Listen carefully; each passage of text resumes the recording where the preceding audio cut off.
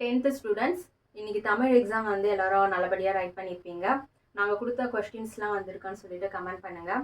நாங்கள் போடுற வீடியோ எல்லாமே உங்களுக்கு யூஸ்ஃபுல்லாக இருக்கும். கண்டிப்பாக தமிழில் எப்படி நல்ல மார்க்ஸ் ஸ்கோர் பண்ணுறதுக்கான இம்பார்ட்டன்ட் கொஸ்டின்ஸ் எல்லாமே போட்டோமோ அதே போல் வந்து இப்போ இங்கிலீஷ்க்கும் வந்து இம்பார்ட்டன்ட் கொஸ்டின்ஸ் செக்ஷன் வைஸு நம்ம A to Z வந்து கிளியராக வந்து பார்க்க போகிறோம்.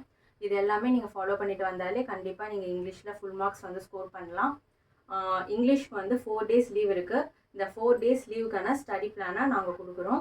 இன்றைக்கி கவர் பண்ண போகிறது Day 1ல் வந்து Part 3 Section 3 வந்து பார்க்க போகிறோம். டோட்டலாக 25 மார்க்ஸ் வந்து இதில் இருக்குது. ஸோ நீங்கள் இதை மட்டும் ப்ரிப்பேர் பண்ணால் போதும். கண்டிப்பாக இந்த 25 மார்க்ஸ் ஈஸியாக ஸ்கோர் பண்ணிடலாம். நான் கொடுக்குற டிப்ஸை நீங்கள் ஃபாலோ பண்ணிவிட்டு வாங்க. எல்லா சப்ஜெக்ட்டுக்கும் வந்து ஃபாலோ பண்ணிவிட்டு வாங்க. கண்டிப்பாக நீங்கள் எல்லா சப்ஜெக்ட்லையும் நல்ல மார்க்ஸ் ஸ்கோர் பண்ணி உங்கள் டோட்டலாக வந்து இன்க்ரீஸ் ஆகும். வாங்க வீடியோக்குள்ளே போகலாம். இப்போ நம்ம பார்க்க போகிறது என்னென்னா சென்டம் பிளானுக்கான Day 1 தான் வந்து பார்க்க போகிறோம். Part 3ல் வந்து Section 3 வந்து Section 1, Section 2, Section 3 வந்து பார்க்க போகிறோம். வாங்க Section 1ல் வந்து பார்த்தீங்கன்னா ப்ரோஸ் பேராகிராஃப் வந்து கேட்பாங்க. இதில் வந்து 2 கொஸ்டின் நீங்கள் அட்டன் பண்ணணும், 5 மார்க்ஸு. ஸோ டோட்டலாக இதில் 10 மார்க்ஸ் வந்து நீங்கள் ஈஸியாக ஸ்கோர் பண்ணிடலாம். கொஸ்டின் நம்பர் வந்து பார்த்தீங்கன்னா 29 to 32 4 கொஸ்டின்ஸ் கேட்பாங்க. இதில் நீங்கள் எனி 2 கொஸ்டின்ஸ் அட்டன் பண்ணால் போதும். அதுக்கு இந்த ஃபஸ்ட்டு 5 லெசன்ஸ்க்கான பேராகிராஃப் நீங்கள் ப்ரிப்பேர் பண்ணிட்டா நீங்கள் ஈஸியாக வந்து அதுலேருந்து கொஸ்டின் வரும், ஈஸியாக நீங்கள் ரைட் பண்ணிடலாம். வாங்க என்னென்ன லெசன் சொல்லிட்டு பார்ப்போம். ஃபர்ஸ்ட் லெசன் வந்து இஸ் ஃபஸ்ட்டு ஃப்ளைட். அந்த லெசனை வந்து ப்ரிப்பேர் பண்ணிக்கோங்க. அதுக்கான கொஸ்டின்ஸ் வந்து பார்ப்போம். கொஸ்டின்ஸ் வந்து நல்லா ரீட் பண்ணிவிட்டு ஆன்சர் பண்ணுங்கள். ஏன்னா வந்து கொஸ்டினில் வந்து ட்விஸ்ட்டாக கூட கேட்கலாம். ஸோ நீங்கள் கண்டுபிடிக்காத அளவுக்கு ட்விஸ்ட்டாக கேட்கலாம். ஸோ அதனால் கொஸ்டினை நல்லா 1 or 2 times ரீட் பண்ணிவிட்டு அதுக்கப்புறம் வந்து அந்த கொஸ்டின் எந்த லெசன்லேருந்து வருதுன்னு சொல்லிட்டு அண்டர்ஸ்டாண்ட் பண்ணிவிட்டு அட்டன் பண்ணுங்கள். இப்போ ஃபஸ்ட்டு கொஸ்டின் வந்து பார்த்தீங்கன்னா describe the struggles underwent by the young seagull to overcome its fear of flying. இந்த மாதிரி கொஸ்டின்ஸ் வந்து கேட்டிருக்காங்க. இந்த கொஸ்டின்ஸை வேறு மாதிரி எப்படி கேட்டிருக்காங்கன்னா explain the experience of the young seagull in his first flight written by Liam Flaherty. இந்த மாதிரியும் கேட்டிருக்காங்க. அடுத்த கொஸ்டின் வந்து பார்த்தீங்கன்னா your parents sometimes behave like the young bird parents. They may seem cruel and unrelenting. Does it mean that they do not care for you? Explain your views about it with reference to the story. இது வந்து second question. So கொஸ்டினை வந்து 1 or 2 times நல்லா read பண்ணிவிட்டு எந்த லெசன்லேருந்து கேட்டிருக்காங்கன்னு சொல்லிட்டு understand பண்ணிவிட்டு right பண்ண ஸ்டார்ட் பண்ணுங்கள். ஏன்னா நீங்கள் எந்த லெசன்லேருந்து கொஸ்டின் கேட்டிருக்காங்கன்னு தெரிஞ்சால் தான் ப்ரோஸ் நேமோ ஆத்தர் நேமோ எழுதுறதுக்கு ஈஸியாக இருக்கும். அது எழுதுனா தான் அதுலேயே 1 mark வந்து ஈஸியாக நீங்கள் ஸ்கோர் பண்ணிடலாம். ஸோ ஃபஸ்ட்டு எப்படி எழுதுறீங்கன்னா ப்ரோஸ்ன்னு வந்து போட்டுக்கோங்க. ப்ரோஸ்ன்னு போட்டுட்டு எந்த லெசன்லேருந்து கேட்டிருக்காங்கன்னு சொல்லிட்டு ஐடென்டிஃபை பண்ணிவிட்டு அந்த லெசனோட நேம் எழுதிடுங்க. இப்போ இஸ் ஃபர்ஸ்ட் ஃப்ளைட்னா இஸ் ஃபர்ஸ்ட் ஃப்ளைட்டுன்னு ப்ரோஸோட நேம் எழுதிடுங்க. அடுத்து வந்து ஆத்தர்னு போட்டு ஆத்தரோட நேம் எழுதுங்க. அப்புறம் தீம் எழுதுங்க. தீம் எழுதிட்டு பேராகிராஃப் வந்து ரைட் பண்ண ஸ்டார்ட் பண்ணிவிடுங்க. ஒரு 10 lines, ஒரு 10 to 11 lines எழுதுகிற மாதிரி பேராகிராஃப் ரைட் பண்ணிவிட்டு லாஸ்ட்டாக வந்து மாரல் கொடுத்துருங்க. மாரல் ரைட் பண்ணிட்டீங்கன்னா உங்களுக்கு வந்து 5 marks வந்து ஈஸியாக கொடுத்துருவாங்க. ஸோ 4 questions கேட்குறதால நம்மளுக்கு டோட்டலாக 7 lessons இருக்குது. ஸோ எப்படி வேணாலும் கேட்கலாம். அதனால் நீங்கள் ஃபஸ்ட்டு 5 lessons ஸ்கிப் பண்ணாமல் அந்த கொஸ்டின்ஸோட அந்த பேராகிராஃப் ஆன்சர்லாம் வந்து உள்ள கண்டென்ட்லாம் ரீட் பண்ணி பார்ப்பாங்க. ஸோ நீங்கள் வெறும் ப்ரோஸ் நேமோ ஆத்தர் நேமோ எழுதி நம்ம மார்க்ஸ் ஸ்கோர் பண்ணிடலான்னு நினச்சிடாதீங்க. நீங்கள் கண்டென்ட் வந்து கரெக்டாக இருந்தால் தான் உங்களுக்கு ஃபுல் மார்க்ஸ் வந்து ஸ்கோர் பண்ண முடியும். ஸோ இந்த 5 lessonsக்கான கொஸ்டின்ஸ் பேராகிராஃப் வந்து நல்லா ரீட் பண்ணிக்கோங்க. அப்போ தான் உங்களுக்கு ஃபுல் மார்க்ஸ் வந்து இதில் ஸ்கோர் பண்ண முடியும். இன்னைக்கு வந்து இதை நல்லா கம்ப்ளீட் பண்ணிவிடுங்க. அடுத்து வந்து Section 2ல் வந்து பார்த்தீங்கன்னா போயம் பேராகிராஃப் வந்து ரைட் பண்ண சொல்லுவாங்க. இது வந்து பார்த்தீங்கன்னா 5 marks கொஸ்டின்ஸ் தான். எனி 2 அட்டன் பண்ணணும். 4 questions கொடுத்துருவாங்க. கொஸ்டின் நம்பர் வந்து பார்த்தீங்கன்னா 33 to 36 போயம் பேராகிராஃப் கொஸ்டின்ஸ் கேட்பாங்க. இந்த 5 போயம் லெசனுக்கான பேராகிராஃபை நீங்கள் ப்ரிப்பேர் பண்ணி வச்சுக்கோங்க. என்னென்ன லெசன் பார்க்கலாம். த லைஃப் பார்த்துக்கோங்க. த crumble family, I am every woman, the ant and the cricket, the secret of the mission.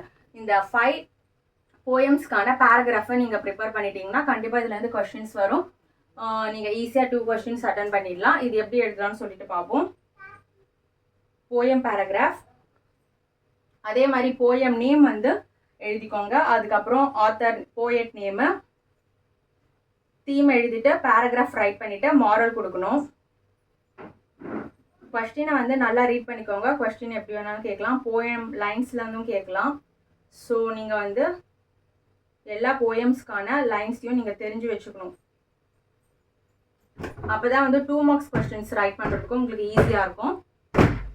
இப்போ வந்து பார்த்தீங்கன்னா கொஸ்டின்ஸ் பார்ப்போம். Describe the journey of life as depicted in the poem by Henry Van Dyke. இந்த questions கேட்டிருக்காங்க எக்ஸாமில். இந்த மாதிரியும் கேட்கலாம். ஆர் எந்த மாதிரி கேட்கலாம்னா, how does the poet Henry Van Dyke lead his life, இந்த மாதிரியும் கொஸ்டின்ஸ் கேட்கலாம். 2 டைப்ஸ் ஆஃப் கொஸ்டின்ஸ் இருக்கு. ஸோ கொஸ்டினை நல்லா அண்டர்ஸ்டாண்ட் பண்ணிட்டு ரைட் பண்ணுங்க. போயம் நேம் எழுதுனுங்க. போயம் சொல்லிட்டு லைஃப், அதுக்கப்புறம் வந்து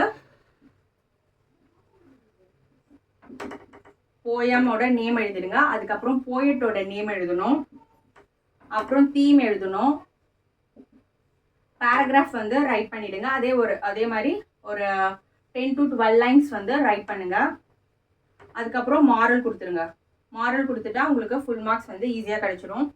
ஸோ இதில் போயம்ஸோட லைன் வந்து நீங்கள் தெரிஞ்சிச்சுன்னா அதை நல்லா நீங்கள் இந்த இடத்துல இந்த பேராகிராஃப் ரைட் பண்ணுறதுக்கு முன்னாடி உங்களுக்கு அந்த போயம் லைன்ஸ் தெரிஞ்சிச்சுன்னா அந்த கொஸ்டின் சம்மந்தமாக அந்த போயம் லைன்ஸை எழுதி பிளாக் கலரில் நீங்கள் பாக்ஸ் பண்ணிங்கன்னா அது ஒரு ஹைலைட்டிங்காக இருக்கும். ஸோ அந்த மாதிரியும் வந்து நீங்கள் ரைட் பண்ணலாம். இந்த மாதிரி 5 லெசன்ஸ்க்கும் 5 போயம்ஸ்க்கும் பேராகிராஃப் வந்து நீங்கள் நல்லா ப்ரிப்பேர் பண்ணிவிட்டு ரைட் பண்ணிங்கன்னா உங்களுக்கு ஈஸியாக மார்க்ஸ் ஸ்கோர் பண்ணிடலாம். நீங்கள் 5 லெசன்ஸையும் தரவாக ப்ரிப்பேர் பண்ணணும். அப்போ தான் வந்து நீங்கள் வந்து ரைட் பண்ண முடியும். அப்புறம் செக்ஷன் 3 வந்து பார்ப்போம். இதில் வந்து 5 மார்க்ஸ் வந்து இருக்குது. 2 கொஸ்டின்ஸ் கேட்பாங்க. இதில் நீங்கள் எனி 1 வந்து அட்டன் பண்ணால் போதும். 37, 38 கொஸ்டின் நம்பர் கேட்பாங்க. 37ல் எப்படி கேட்பாங்கன்னா, சில டைம் வந்து 37 and 38 ரெண்டுத்துலேயுமே வந்து காமன் பேராகிராஃப் ரைட் பண்ணுற மாதிரியே கொடுத்துருவாங்க. அப்படி கொடுத்தாங்கன்னா இதே மாதிரி என்ன எழுதணும்னா, டைட்டில் போட்டுருங்க. டைட்டில் போட்டுட்டு ஜென்ரல் பேராகிராஃப் கொஸ்டின்ஸாக அப்படி கேட்டாங்கன்னா சப்ளிமெண்ட்ரியில் இந்த மாதிரி எழுதணும். டைட்டில் போட்டுட்டு ஆத்தர் நேம் எழுதிட்டு தீம் எழுதுங்க. இந்த ஸ்டோரியில் வர கேரக்டர்ஸ் வந்து உங்களுக்கு தெரிஞ்சிருந்துச்சுன்னா கேரக்டர்ஸ்னு போட்டு கேரக்டர்ஸ் என்னென்ன கேரக்டர்ஸ் வருவாங்களோ அதெல்லாம் ரைட் பண்ணிவிட்டு பேராகிராஃப் ரைட் பண்ணிவிட்டு ஒரு 10 to 12 லைன்ஸ் பேராகிராஃப் ரைட் பண்ணிவிட்டு லாஸ்ட்டாக மாரல் எழுதிட்டிங்கன்னா உங்களுக்கு வந்து ஃபுல் மார்க்ஸ் வந்து கொடுத்துருவாங்க. ஜென்ரல் பேராகிராஃப் கொஸ்டின்ஸாக கூட சில டைம்ஸ் வந்து கேட்பாங்க சப்ளிமெண்ட்ரி பேராகிராஃபில். ஸோ இந்த 4 லெசன்ஸை தரவாக ரீட் பண்ணிக்கோங்க. அதோட லெசன் நேமு, அதுக்கப்புறம் ஆத்தர் நேமு, அதில் இருக்க கண்டென்ட்லாம் உங்களுக்கு தெரியும்னா கண்டிப்பாக நீங்கள் படித்து தான் ஆகணும். அப்போ தான் வந்து நீங்கள் ரைட் பண்ண முடியும். ஏன்னா சில டைம்ஸ் வந்து ஜென்ரல் பேராகிராஃபை கேட்பாங்க. இல்லைனா இப்போ 37 கொஸ்டின்ஸில் என்ன கேட்பாங்கன்னா, rearrange the following sentences in coherent order. 38ல் எப்படி கேட்பாங்கன்னா, read the following passage and answer the question, அந்த மாதிரியும் வந்து கேட்கலாம். சில டைம் வந்து 37ல் வந்து ஜென்ரல் பேராகிராஃபை கேட்டுட்டு 38ல் read the passage and following the கொஸ்டின்ஸும் கேட்கலாம். ஸோ மாற்றி கேட்கலாம். ஸோ எப்படி கேட்டாலும் உங்களுக்கு ரைட் பண்ண தெரிஞ்சிருக்கணும். ஏன்னா கோஹிரண்ட் ஆர்டர் தானே, நம்ம ரீஅரேஞ்ச் பண்ணிடலான்னு சொல்லிட்டு நீங்கள் வந்து சப்ளிமெண்ட்ரி பேராகிராஃபை ரீட் பண்ணாமல் ஸ்கிப் பண்ணிட்டு போயிடக்கூடாது. ஸோ சில டைம் வந்து ஜென்ரல் பேராகிராஃபாக கேட்டாங்கன்னா நம்மளால் எழுத முடியாது. ஸோ இந்த 4 லெசன்ஸ்க்கான பேராகிராஃபை நீங்கள் தரவாக ரீட் பண்ணிக்கோங்க. ஆத்தர் நேமு, லெசன் நேம்லாம் தரவாக, கேரக்டர்ஸ் எல்லாமே தரவாக ரீட் பண்ணிட்டீங்கன்னா எப்படி கேட்டாலும் நீங்கள் எழுதிடலாம். ஜென்ரல் பேராகிராஃப் கேட்டாலும் எழுதிடலாம். Rearrange the following sentences in coherent order கேட்டாலும் எழுதிடலாம். Read the following passage and answer the question write பண்ணுறதுக்கும் உங்களுக்கு ஈஸியாக இருக்கும். அதனால் இந்த 4 லெசன்ஸை தரவாக ப்ரிப்பேர் பண்ணிக்கோங்க. செக்ஷன் 1ல் வந்து ப்ரோஸ் பேராகிராஃப் இருக்குது. 5 லெசன்ஸ் கொடுத்துருக்கோம். இந்த 5 லெசன்ஸ்க்கான கொஸ்டின்ஸை ப்ரிப்பேர் பண்ணிக்கோங்க. அதுக்கப்புறம் செக்ஷன் 2ல் போயம் பேராகிராஃபை ப்ரிப்பேர் பண்ணிக்கோங்க. செக்ஷன் 3ல் சப்ளிமெண்ட்ரியை வந்து ப்ரிப்பேர் பண்ணிக்கோங்க. அடுத்தடுத்த வீடியோவில் அடுத்தடுத்த செக்ஷன் வந்து பார்ப்போம் கிளியராக. ஸோ இந்த வீடியோ உங்களுக்கு ரொம்பவே யூஸ்ஃபுல்லாக இருக்கும். ஃபஸ்ட் டைம் வீடியோ பார்க்குறீங்கன்னா சப்ஸ்கிரைப் பண்ணுங்கள், லைக் பண்ணுங்கள், ஷேர் பண்ணுங்கள். அடுத்தடுத்த வீடியோவை நம்ம வந்து போடலாம். இந்த வீடியோ பிடிச்சிருந்தா லைக் பண்ணுங்கள். Thank you, all the best.